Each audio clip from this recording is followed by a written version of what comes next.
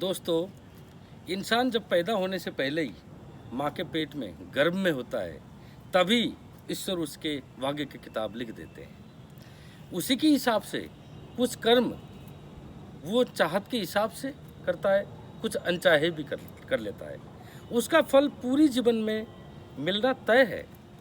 किसकी मृत्यु कब और कहाँ और किस बहाने से होना है, ये सब कुछ ईश्वर के पास तय है।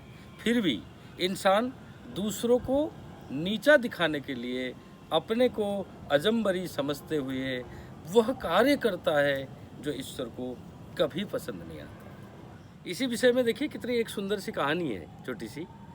एक दिन ब्रह्मा जी ध्यान में बैठे हुए थे। एक चिड़िया हमेशा उनके पास बैठती थी, उस दिन भी ऐसे बैठी हुई थी। अचानक से चिड़िया बैठ के ब्रह्मा जी के ध्यान लगाए हुए थे, वो देख रही थी। अचानक से चिड़िया के सामने उस दिन यमराज आके खड़े हो गए। चिड़िया एकदम डर गई और थरथराने लगी, कांपने लगी। इतने देर में ही गरुण जी महाराज वहाँ आ गए और गरुण जी ने बोला, चिड़िया आंख बंद करके बैठी डर के मारे। तो बोले, चिड़िया रानी आँख क्यों बंद कर रही हो? तो उन्होंने आँख खोला, बोले मेरे सामने यमराज आ गए, अब मुझे ले जाएंगे। तो गरुण ने बोले, चिंता ना करो, तुम मेरे कंधे में बैठो, मैं तुम्हें 7 समुंदर पार छोड़ के आऊँगा जहाँ यमराज पहुँच नहीं सकते। चिड़िया बड़ी खुश हो गई और चिड़िया गरुण जी के पीठ में बैठ गई और 7 समुद्र दूर गरुड़ जी चिड़िया को छोड़ के भी आ गए। चिड़िया बड़ी खुश थी। इतने में गरुड़ जी जब वापस आ गए तो ब्रह्मा जी के आँख खुले।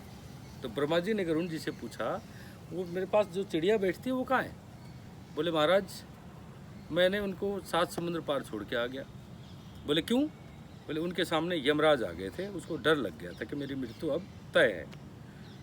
तो बोले गरुण जी, ब्रह्मा जी बोले, गरुण जी देखो, जिसकी मृत्यु जहाँ और जैसे तय है वो होना है, निश्चित है। परंतु मैं अभी 1-2 घंटे से इसी ध्यान में था, इस चिड़िया की आज मौत है, वो भी 7 समुद्र पार। मैं ये सोचे बैठा था कि ये चिड़िया 7 समुद्र पार आज के 2 दिन के अंदर पहुंच कैसे जाएगी। तो देखिए, उसकी मौत वहाँ लिखी थी, आप विराजित हो गए, आपने उसको वहाँ छोड़ के आ गए। तो दोस्तों, आप समझ गए होंगे कि जिसकी मृत्यु जहाँ तय है उस जगह में किसी भी हालात में कोई भी एक ऐसी साधक मिल जाता है, उसको वहाँ पहुँचा ही देता है। चाहे अच्छे तरीके से हो, चाहे और किसी तरीके से हो, कैसे भी उस जगह में जाना है। और जिसके हाथ से उसकी मृत्यु है वो निश्चित है। और इसी में मेरे गुरु जी कहते हैं हमेशा, तो डरने की कोई ज़रूरत नहीं है। जब सब कुछ ईश्वर के हाथ में, सब कुछ उन्होंने तय किया है, तो मारे राम तो बचाए कौन, और बचाए राम तो मारे कौन। तो आप अपने स्वास्थ्य का ध्यान रखते हुए बहुत अच्छे से अपना कर्म करते रहिए। चिंता का कोई विषय नहीं है। नमस्कार।